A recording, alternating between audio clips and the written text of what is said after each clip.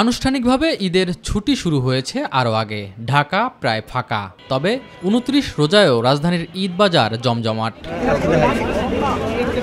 বিশেষ করে ফুটপাতের মার্কেটগুলোয় ক্রেতা সাধারণের ভিড় লক্ষ্য করা গেছে।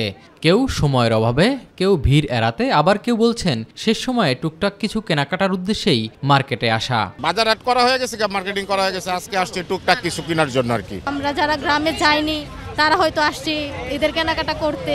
অনেক ভিড় তো আজকে, শেষ দিকে টুকটাক কেনাকাটার জন্য আসছে, যারা ঢাকায় রয়েছে তারাই আসছে। এই বছরটা আপনার যেরকম বেচা কিনা হওয়ার কথা ছিল ওরকম হচ্ছে না। আমাদের এই যে মাল এখনো দুনিয়ার মাল পড়ে রয়েছে এখন। তবে রাজধানীর বিপণী বিতানগুলোতে তেমন ভিড় নেই। অলস সময় পার করতে দেখা গেছে অনেক দোকানিকে। কিছুটা ভিন্ন চিত্র রয়েছে পাঞ্জাবি আর বাচ্চাদের পোশাকের দোকানে।